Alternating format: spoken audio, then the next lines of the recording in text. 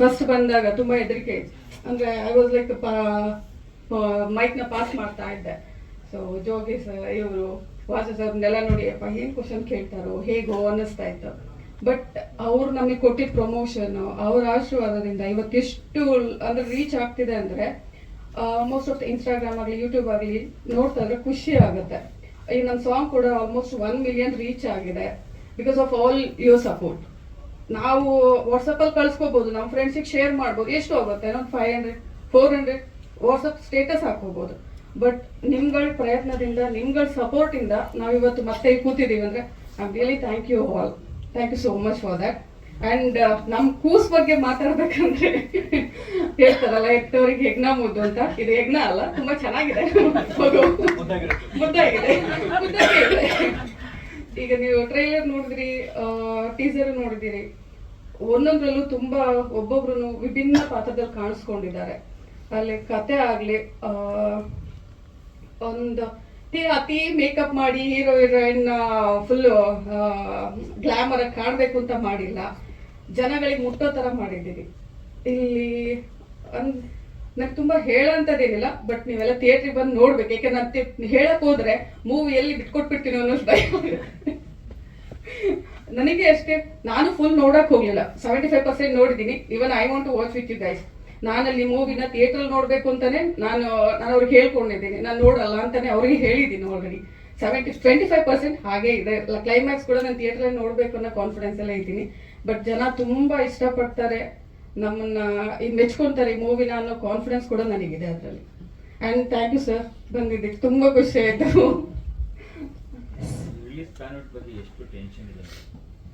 Sir ನೀವು ಕೇಳಂಗೆ ಇಲ್ಲ, ನೀವೇ ನೋಡ್ತಿದ್ದಾರೆ, ನನಗೆ ಇಷ್ಟ ನಿಮ್ಮ ಹತ್ರ ಮಾತಾಡ್ದೆ ನಾನಾಗ್ಲೇ. ಈ ರಿಲೀಸ್ ಬಗ್ಗೆ ಇದು ಫಸ್ಟ್ ಕೂಸಿರೋದ್ರಿಂದ ನಮಗೆ ಜನಗಳ ಸಪೋರ್ಟೇ ಬೇಕಿರೋದು ಸರ್. ಆ್ಯಂಡ್ ನಿಮ್ಗೆ ಮಾಧ್ಯಮದವ್ರದ್ದು ನಾನು ಆಗಲೇ ಹೇಳಿದಾಗೆ ನಿಮ್ಮಿಂದನೇ ತುಂಬ ಪ್ರಮೋಷನ್ಸ್ ಆಗ್ತಿದೆ ನಮಗೆ. ನಾವು ಒಬ್ರು ಅಂದರೆ ನಾವು ಇಲ್ಲಿರೋರು ಯಾರೂ ಸಿನಿಮಾ ಬ್ಯಾಕ್ಗ್ರೌಂಡಿಂದ ಬಂದಿರೋರಲ್ಲ, ರಂಗಭೂಮಿಯಿಂದ ಬಂದಿದ್ದೀವಿ. ನಾನು ಹೇಳಿದಾಗೆ 200 300 ಹಿಂಗೆ ಅಂತ ಮಾಡ್ಬೋದು. ಬಟ್ ಪೃಥ್ವಿಯವ್ರು ಹೇಳಿದ್ರ ಥರ ಬುಕ್ ಮೈ ಶೋ ಹೀಗೆಲ್ಲ ನೋಡ್ತಾ ಇದೀವಿ. ಅಂದ್ರೆ ಸಿಕ್ಕಾಪಟ್ಟೆ ಖುಷಿ ಆಗ್ತದೆ. ಇದು ಅಂದ್ರೆ ಅವಾಗ ಮುಂಚೆ ಹೇಳ್ದಂಗೆ ನಂದು ಮೊದಲನೇ ಮೂವಿ. ಅಂಡ್ ಪೃಥ್ವಿ ಸರ್ದು ಕಥೆ ಅವ್ರು ಯಾವಾಗ್ಲೂ ಹೇಳೋದು, ಕತೆ ಹೀರೋ, ಇದರಲ್ಲಿ ಪ್ರತಿಯೊಂದು ಪಾತ್ರನು ಹೀರೋ ಅಂತ. ಅವ್ರದ್ದು ವಿಷನ್ ಹೇಗಿತ್ತು ಅಂತಂದ್ರೆ ಯಾವಾಗ್ಲೂ ಹೇಳೋರು, ಇವಾಗ ಒಂದ್ ಕತೆ, ಇವಾಗ ನಾವು ಸಮುದ್ರ ಸಾಗರ ಅಂತ ಏನ್ ಹೇಳ್ತೀವಿ, ಒಂದ್ ಕತೆ ಸಾಗರದ ತರ ಅಲ್ಲಿ ಬಂದು ಸೇರೋ ನದಿಗಳೆಲ್ಲ ಪಾತ್ರಗಳು, ಅದ್ ಎಲ್ಲಿ ಹುಟ್ಟುತ್ತೋ ಅಲ್ಲಿ ಭಾವನೆಗಳು ಅಂತ ನೀನ್ ಕಲ್ಪನೆ ಮಾಡ್ಕೋ ಹೋಗೋಕ್ಕಿಂತ ಮುಂಚೆ ಅಥವಾ ಏನೇ ಮಾಡೋಕ್ಕಿಂತ ಮುಂಚೆ ಅಂತ. ಅವರು ಇವಾಗ ನನ್ಗೆ ಆಕ್ಟ್ ಮಾಡಕ್ಕೆ ಎಷ್ಟೊಂದು ಸ್ವಾತಂತ್ರ್ಯ ಕೊಟ್ರು. ಕೆಲವೊಂದು ಸೂಕ್ಷ್ಮತೆಗಳಿರುತ್ತೆ, ಅದನ್ನ ತುಂಬಾ ಚೆನ್ನಾಗಿ ಹೇಳ್ಕೊಟ್ರು. ಪ್ರಾಬಬ್ಲಿ ಅವ್ರು ಹೇಳ್ಕೊಟ್ಟಂತ ಸೂಕ್ಷ್ಮತೆಯಿಂದ ನೀವು ಸ್ಕ್ರೀನ್ ಮೇಲೆ ಸಮುದ್ರತನ್ನೇ ಕಾಣ್ತೀರ ಹೊರತು ನಾಗಶ್ರೀ ಹೆಬ್ಬಾರ್ ಅಲ್ಲ ಅಂತ ಅನ್ಕೊಂತೀನಿ. ಪ್ರತಿಯೊಬ್ರು ಅಷ್ಟೇ, ಡಾಕ್ಟರ್ ಪ್ರಕೃತಿ ಅವ್ರು ಇರ್ಬೋದು, ಹರಣಿ ಮ್ಯಾಮ್ ಇರ್ಬೋದು, ಹಾಗೆ ಗಣಪತಿ ಸರ್ ಇರ್ಬೋದು, ಸ್ವರೂಪ್ ಅವ್ರು ಇರ್ಬೋದು, ಎಲ್ಲರೂ ತುಂಬಾ ಚೆನ್ನಾಗಿ ಎಫರ್ಟ್ ಹಾಕಿದ್ದಾರೆ, ತುಂಬಾ ಚೆನ್ನಾಗಿ ಆಕ್ಟ್ ಮಾಡಿದ್ದಾರೆ.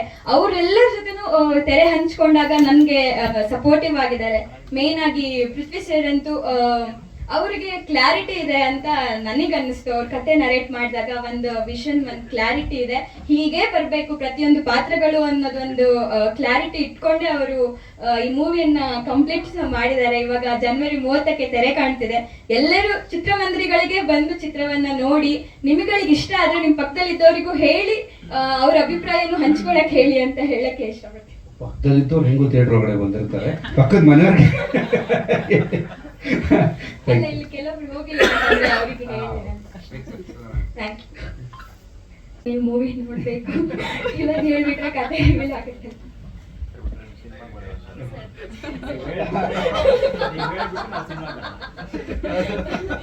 ಸಿನಿಮಾದಲ್ಲೇ ನೋಡಿ ಹೇಗೆ ಅನಿಸ್ತಂತೆ. ಧನ್ಯವಾದಗಳು.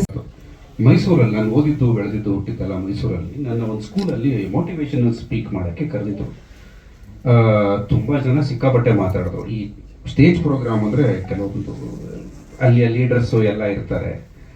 ಸೊ ಅವ್ರು ಬಂದು ಸುಮಾರು ಮಾತಾಡಿ ಹೋದರು. ನನಗೆ ಸುಮಾರು ಟೈಮ್ ಕಮ್ಮಿ ಇದೆ ಅಂತ ನನಗೆ ಭಾಳ ಡೈರೆಕ್ಟಾಗಿ ಇಂಡೈರೆಕ್ಟಾಗೂ ಗೊತ್ತಾಯಿತು.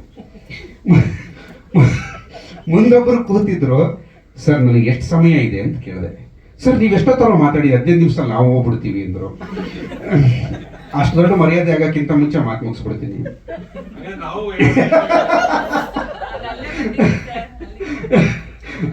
ಅಷ್ಟು ತುಂಬ ನೀಟಾಗಿ ಹೇಳ್ಬಿಟ್ರು. ಅಂದರೆ ನಮ್ಮದು ಭಾಷಣ ಮಾಡೋಕ್ಕೆ ನಿಂತರೆ ಸ್ವಲ್ಪ ಜಾಸ್ತಿನೇ ಆಗುತ್ತೆ. ಯಾಕಂದರೆ ನಾನು ಯಾವುದೋ ಭಾಷಣಕ್ಕೆ ಹೋದಾಗ ಒಬ್ರು ಹೇಳಿದ್ರು, ಸರ್ ಇಲ್ಲಿ ರೆಡ್ ಲೈಟ್ ಆನ್ ಆದರೆ ನಿಲ್ಸ್ಬಿಡ್ಬೇಕು ಅಂತ. ನಾನಂದ್ರೆ ಲೈಟ್ ಗೀಟ್ ತಗೊಳ್ಳ ಶಾಕಿ ಕೊಡಿ, ಹಂಗಿದ್ರೆ ಏನಾದ್ರು ಕೊಡಿ ಅಂತ.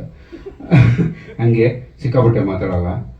ಟೀಮ್ ಅವರೆಲ್ಲರೂ ತುಂಬ ಅದ್ಭುತವಾಗಿ ಮಾತಾಡಿದ್ದಾರೆ. Hold and release screen play ತುಂಬ ಕಡಿಮೆ ಸಿನಿಮಾಗಳಲ್ಲಿ ಇದನ್ನು ಬಳಸ್ಕೊಳ್ಳಲಾಗಿದೆ. ಸೊ ಅದೆಲ್ಲ ಸಿನಿಮಾ ಬಗ್ಗೆ ಆದರೆ ಮೊದಲನೇದಾಗಿ ನೀವು ಬಂದಿದ್ದಕ್ಕೆ ಅತ್ಯಂತ ಹೃದಯಪೂರ್ವಕ ಧನ್ಯವಾದಗಳು. ಮತ್ತು ನಮ್ಮ ಸರ್ಗಳು ಹೇಳಿದಾಗೆ ಆ ಇನ್ಪುಟ್ಗಳನ್ನು ತುಂಬ ಸೀರಿಯಸ್ ಆಗಿ ತಗೋತೀವಿ.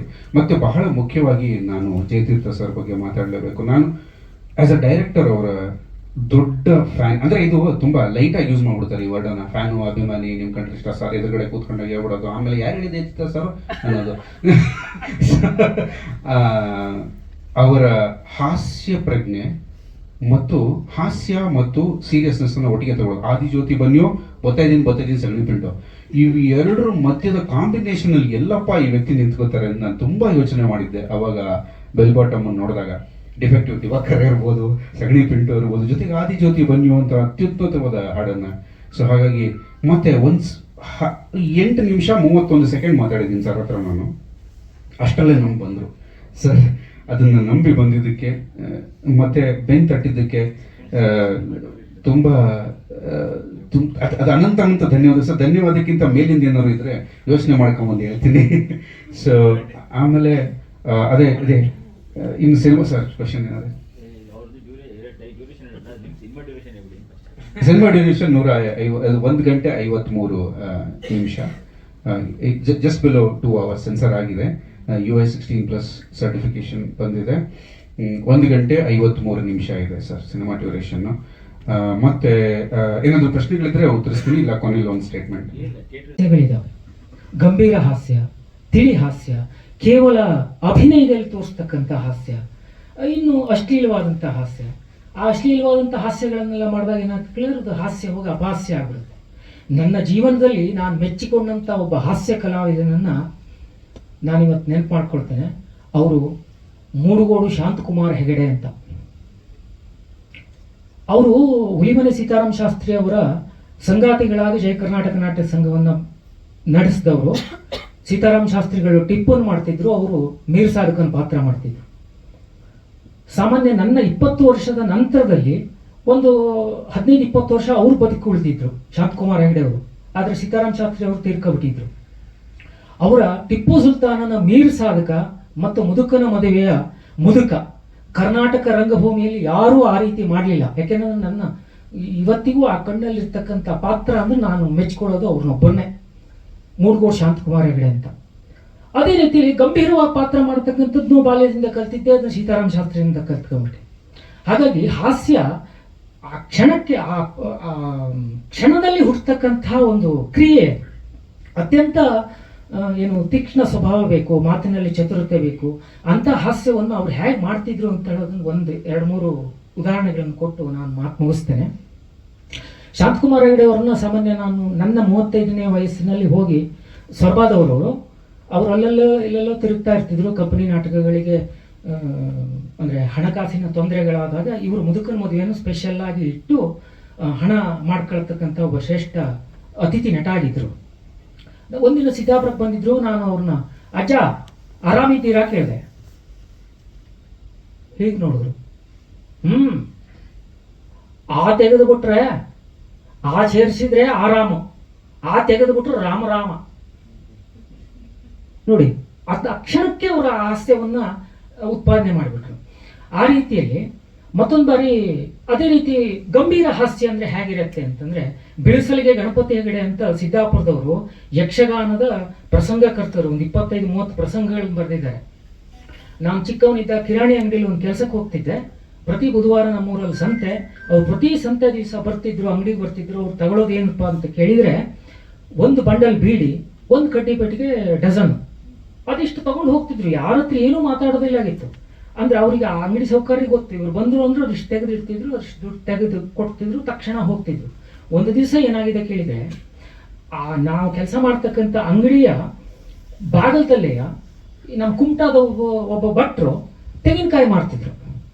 ಅವ್ರು ಸ್ವಾಭಾವಿಕ ಹೋಗ್ಬೇಕಿದ್ರೆ ಅವರು ಪಾಪ ದಾರಿ ಮೇಲಿನ ವ್ಯಾಪಾರಸ್ಥರು ಹೆಗಡೆಯವ್ರೆ ಕಾಯಿ ಬೇಕಾ ಕೇಳಿದ್ರು. ಕಾಯಿ ಅಂದ್ರೆ ನಮ್ಮಲ್ಲಿ ತೆಂಗಿನಕಾಯಿ ಕಾಯಿ ಅಂತ ಹೇಳ್ತಾರೆ. ಹೆಗಡೆಯವ್ರೆ ಕಾಯಿ ಬೇಕಾ ಕೇಳಿದ್ರು. ಇವರು 4 ಹೆಜ್ಜೆ ಮುಂದೆ ಹೋಗಿ ವಾಪಸ್ ಬಂದು ಗಂಭೀರವಾಗಿ ಉತ್ತರ ಕೊಟ್ಟರು, ಎಲ್ಲರನ್ನೂ ಕಾಯಬೇಕು, ಯಾರನ್ನೂ ಕೊಲ್ಲಬಾರ್ದು ಅಂದ್ಬಿಟ್ರು. ಇದು ಅತ್ಯಂತ ಗಂಭೀರವಾದಂಥ ಹಾಸ್ಯ. ಹಾಗೆ ಇಂಥ ಉದಾಹರಣೆಗಳು ತುಂಬಾ ಇದೆ. ಒಂದು ಚಿಕ್ಕ ಉದಾಹರಣೆ ಅಂತಂದ್ರೆ ಈ ಬೊಮ್ಮನ ಪಾತ್ರ ಸೃಷ್ಟಿ ಆಗ್ಬೇಕಾದ್ರೆ ಇವರು ಸರ್ ಹೇಳಿದ್ರು, ಪೃಥ್ವಿರಾಜ್ ಸರ್ ಹೇಳಿದ್ರು, ಒಂದು 6 ಸೆಟ್ ಬಟ್ಟೆನೀಗ ಈ ರೀತಿಯಲ್ಲಿ ರೆಡಿ ಮಾಡ್ಕೋಬೇಡಿ ಅಂದ್ರು. ಆಯ್ತು ಅಂತಂದೆ. ಶೂಟಿಂಗಿನ ದಿವಸ ಕೇಳಿದ್ರು, ಬಟ್ಟೆ ಎಲ್ಲ ರೆಡಿ ಮಾಡ್ಕೊಂಡ್ರು.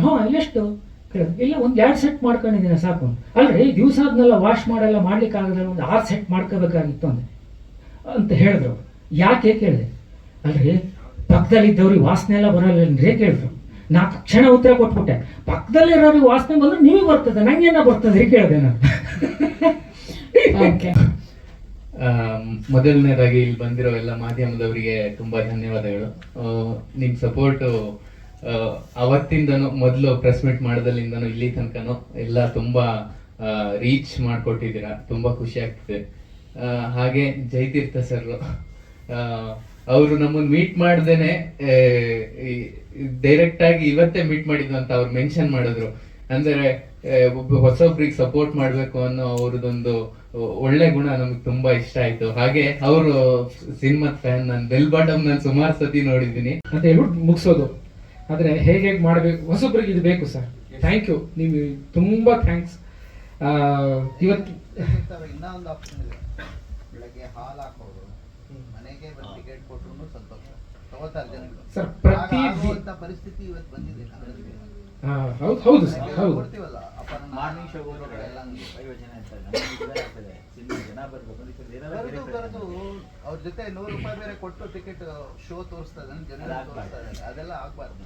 ಅದೇ ಸರ್, ಈಗ ಪೃಥ್ವಿ ಅವರು ಪ್ರತಿದಿನ ಬೆಳಗ್ಗೆಯಿಂದ ಸಂಜೆವರೆಗೂ ತಮಗೆ ಪರಿಚಿತರಲ್ಲದಿದ್ದರೂ ಕೂಡ ಎಷ್ಟು ಜನನ ಭೇಟಿ ಆಗ್ತಾರೆ. ಒಬ್ಬ ಕ್ಯಾಬ್ ಡ್ರೈವರು ಒಂದೇನೋ ಒಂದು ಅಂಗಡಿಗೆ ಹೋಗಿ ಏನೋ ಕೊಂಡುಕೊಳ್ತಾರೆ, ಇನ್ಯಾರನ್ನೋ ಒಬ್ರಿಗೇನೋ ಒಂದು ಫೋನ್ ಮಾಡಿ ಏನೋ ಪ್ರತಿಯೊಬ್ಬರಿಗೂ ಒಂದು ಮಾತು.